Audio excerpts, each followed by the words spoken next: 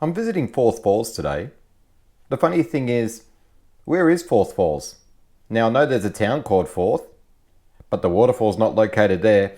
I also know that there's a river called the Forth River, also known as the River Forth, but the waterfall's not there either.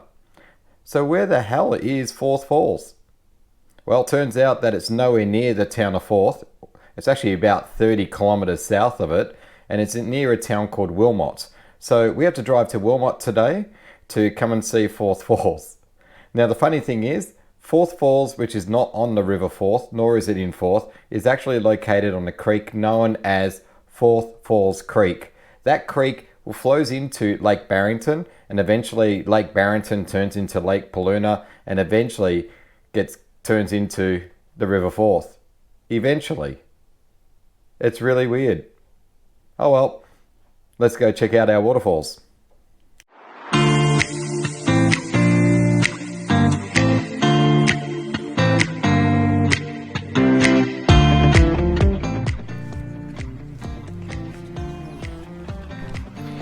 So I've got to the start of the track here. It's well signposted. We've got Forth Falls walking track, and you can see there the Forth Falls car park is literally 400 meters up the road, which is where I park my car. And the start of the track is really easily defined. You can see just down here, series of steps. So we're going downhill to begin with into the forest, which is quite pretty. Look at all those ferns. I love this forest. So it's going to be a great walk, and it will take us sort of over some rolling hills before we reach to basically near the lake itself, which will have some wonderful views. And then we'll turn right and walk along the shores, or up a hill closer to the shores, to the waterfalls. By the way, just down here on this sign here, you can see that Kentish Walks, who have worked on this part of the track, have done some work here. They've graded it as a class 4 walk. I would call it a class 3 walk in this case. I don't find it hugely difficult, although there is a steep section that you may have to negotiate. But anyway, regardless, it is a good walk to do, even with children. Okay, let's start our journey. Let's see what we're up against. So far, I've only just started the walk. A little bit muddy, slippery underfoot. You can see some sloppy sections. Not unusual for Tasmanian waterfalls to have mud and slop that you've got to walk through. So all of a sudden you can easily see wear good hiking boots to come to this waterfall. And we're just starting our first uphill section now. There'll be these rolling hills, but the track is easy to follow, and it is also well marked. You can see up now, coming up to a tree there that has a marker on it. So this should be pretty easy going.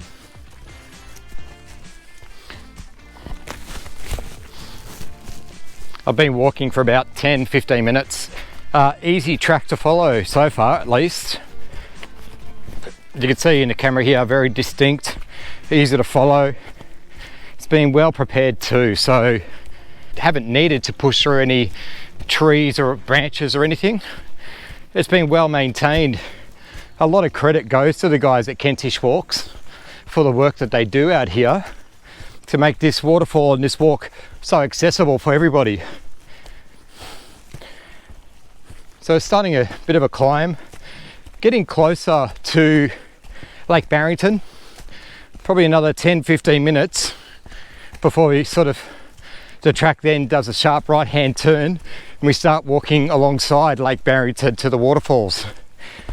But at this stage, easy walking. A nice old tree that has fallen, being chainsawed down so we can continue on our track, which is nice. We don't really want to climb over fallen logs. It's always a pain. How beautiful is this forest? How pretty is this? Lovely green, beautiful ferns, easy track to follow. So far there's a lot to like, and of course we've got the bonus of reaching not just one but 2 really lovely waterfalls along this walk today.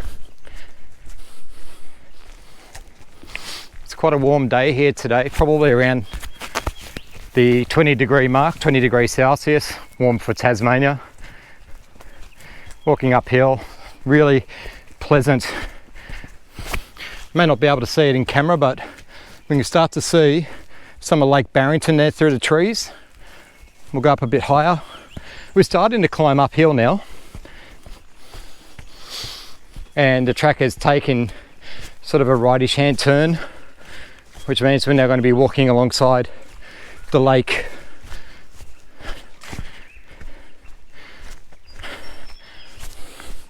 Still well marked, as you could see in the video there.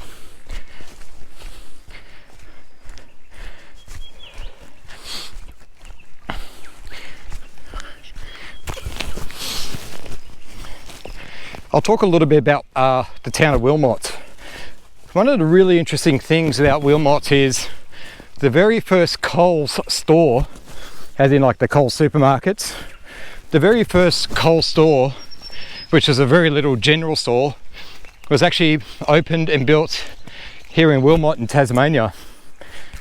And of course we know the story with Coles, that over the years it grew and grew to be one of one of Australia's largest supermarket chains. Back in 2004, I think it was, the original store here in Wilmot burnt down. So some of the historical value that this town had disappeared, which is a real pity because it was a pretty building. You can find more information about it on Wikipedia or online. It's well worth checking out. So that's one of the histories about this area in Wilmot. If you're ever doing a drive to Wilmot, check out the letterboxes along the road. There's some really interesting ones as well. Just had a steep uphill, that's why I'm puffing a little bit. There's a few of those little steep sections to climb up. Yeah, get your heart pumping.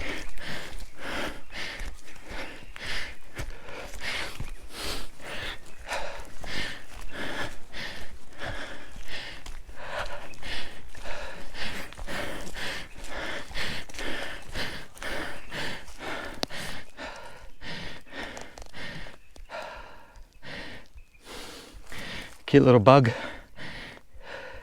nice caterpillar. That is pretty. That's funny.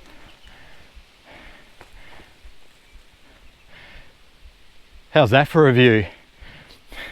Lake Barrington. Mind you, this lake was created back in the 60s. I cannot remember what year, but back then this wasn't flooded at all. It was just a river that went through here. Now it's a very big lake that they use a lot for rowing as well. A lot of rowing championships occur here at Lake Barrington. It's a lovely lake to see. It's come at a cost though. As I said earlier on in our video, there were upwards of 7 waterfalls here, and most of them now are completely underwater due to the damming of this river system. And it's actually a pity. Not that Tasmania is short of waterfalls, it most certainly is not. However, to lose any waterfall when they're just majestic in their own right, to me does sadden me. I would have loved to have seen those waterfalls, but now they're gone. I guess there's always a case to be made that if they demolish the dam, and things can restore back. But the truth is, from what I've seen so far, you only have to go to Mount Paris Dam, which is in the northeast, that used to be dammed, and you see the side of the wall that was under flood, and then you compare it to the habitat on the other side that was left pristine, and you can see the damage, long-term damage that occurs when a forest has been flooded. It does not return back to the way it was, and would take a massive amount of human intervention to restore it. Having said that though, if this dam had been demolished and the river system returned to the way it used to flow, you would see the waterfalls back. Anyway, I'm not arguing for or against. This is what it is. And we do have a couple of waterfalls that we can enjoy. And you do have this beautiful lake next to us to enjoy as well. It is.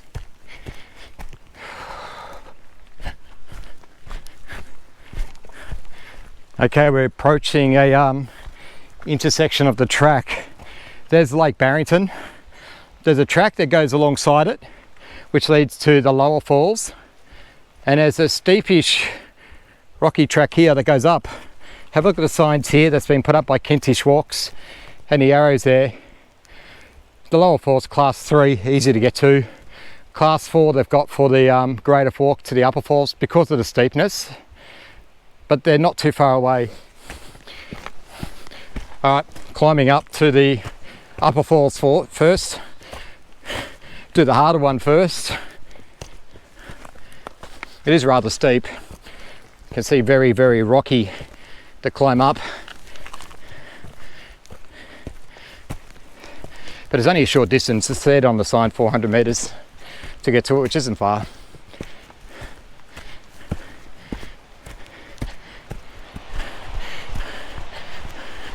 Okay, we're nearing the upper waterfall now, upper Fourth Falls. It's getting quite loud to my ears. And I'm starting to get the first view of it through the trees.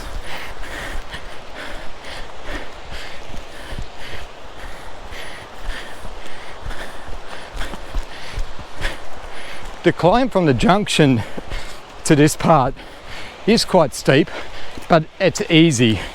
Take it at your own pace. It's just quite steep uphill, so be prepared for it. But there's nothing overly hard about this walk at all. It's a bit easier today because it's quite dry, the track. Sometimes this track in places can be incredibly muddy and very slippery as well because of it. But today we haven't had that problem. It's been pretty nice.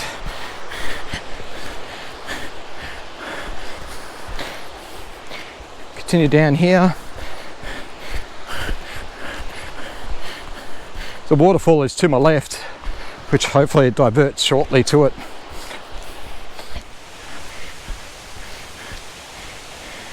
Alright, here's the diversion.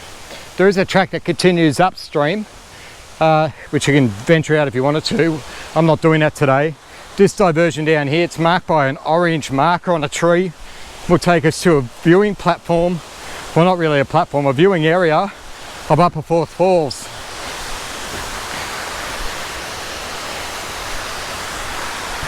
A little bit slippery here, I'll just be careful. Let's go down a bit further.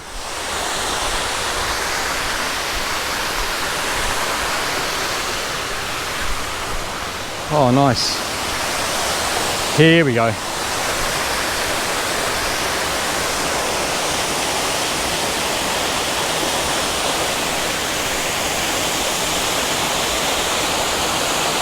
And here's Upper Fourth Falls.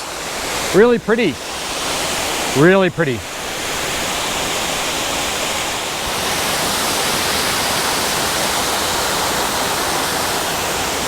Upper Fourth Falls is just beautiful. Okay, so I'm back at the junction now. So we're going to go down to the lower falls.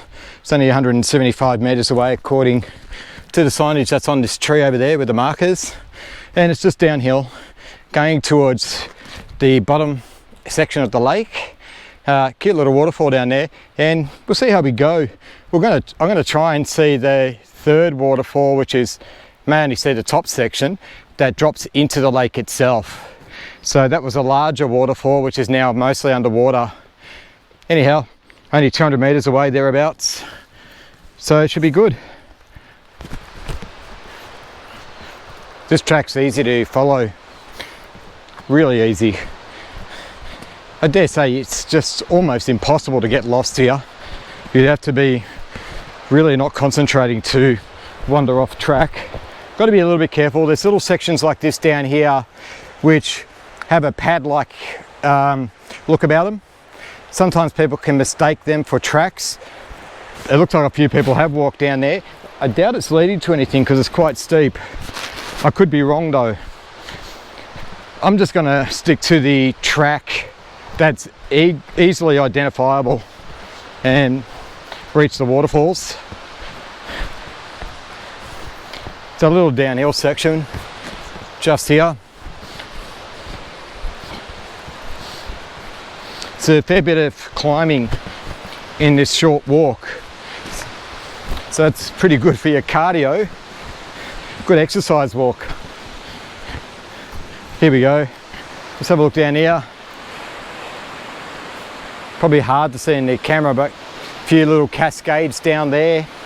Very pretty little valley just in here, very small one. What are they called, valleys or gullies? I really don't know. Probably a gully.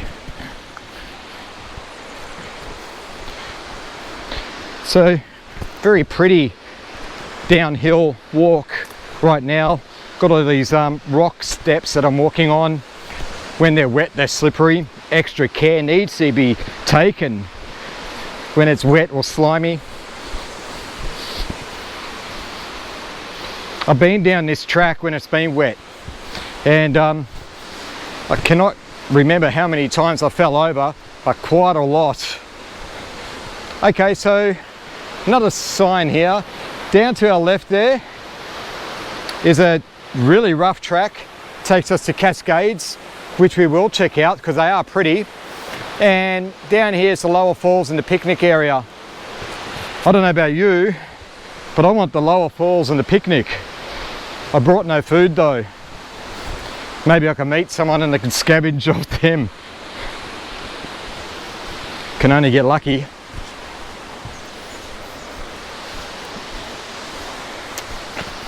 So here we come now.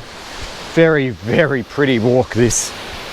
And into the bottom waterfalls.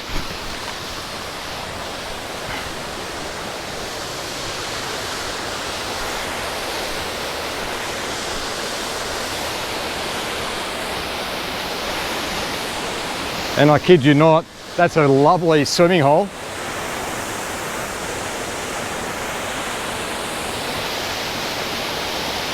Point the camera up a bit. Yeah, this is lovely. So this is the lower Fourth Falls, or that's what we call them. Even though there's another waterfall downstream, which most of it's underwater. But this is really pretty. I don't know if you can see just up there on the top of the bottom waterfall, that tree and the shape of the branches. How unique is that? Okay, so I've just left the lower Fourth Falls and walked back up to the junction. Going to follow the signage here that Kentish Walks have left for us to go down to the Cascades, which is a little bit of a rock hop. Yeah, this is fun. It's a little marker on a tree down there. It's only 50 metres, which means the Cascades, they're just down in there. Where that great big fern is in the middle of the frame, they're down there somewhere. I don't know. Let's have a look. It's funny though, I have been here before. You think I can remember anything? No, not me.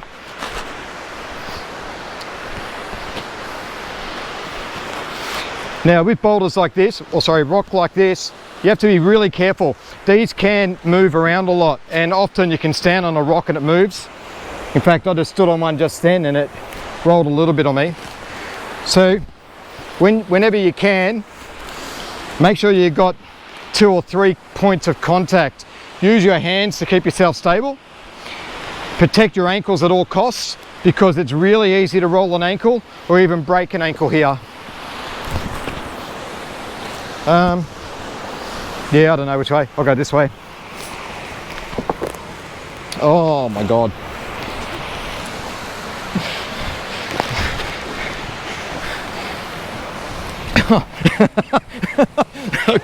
Keep falling over.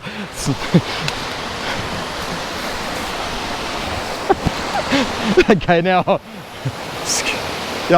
sorry, here are the Cascades. I'm laughing because they I just keep slipping. I'm embarrassing.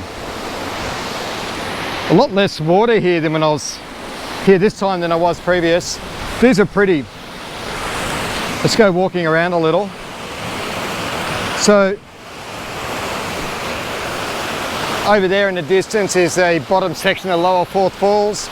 Here are your pretty Cascades, which are really pretty.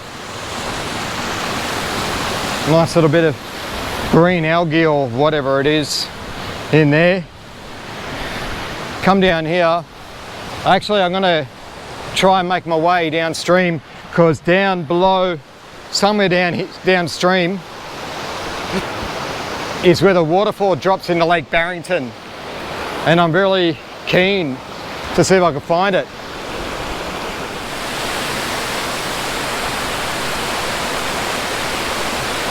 I walk further downstream and I'm now standing at the very top of the third waterfall, which drops into Lake Barrington. From what I understand, one time in the past this was the largest and the most impressive waterfall. However, now it's mostly underwater, but we do have a little bit we can see. And it starts off with this slide of water down here before it plunges into Lake Barrington.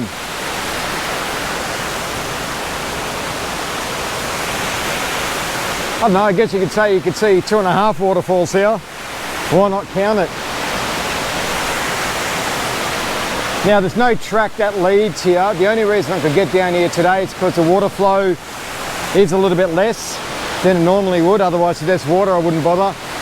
Walking on the rocks, very, very slippery.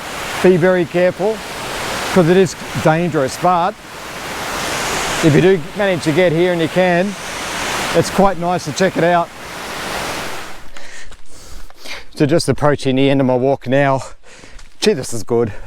This is a great place to bring kids with teenagers. There's even areas that you can swim, plus you got Lake Barrington as well nearby. And just if you want to just chase waterfalls, you do get 2 or 2.5, depending if you can see the last one that drops into Lake Barrington. So it's a good one for multiple waterfalls. It's a 2 to 2.5 hour walk for most people. The really fit people can do it in a lot less. If you're like me and enjoy it and take photographs and wander around, it'll take you 3 hours. But it's such a pretty place to walk, and it is 2 really pretty waterfalls as well, and majestic scenery. And you also have the historical town of Wilmot nearby. There's other waterfalls nearby. There's Sheffield pretty close by. There's Leven Canyon as well, just up the road. So if you're looking for a good day out, why not come to Wilmot and to Lake Barrington and Forth Falls.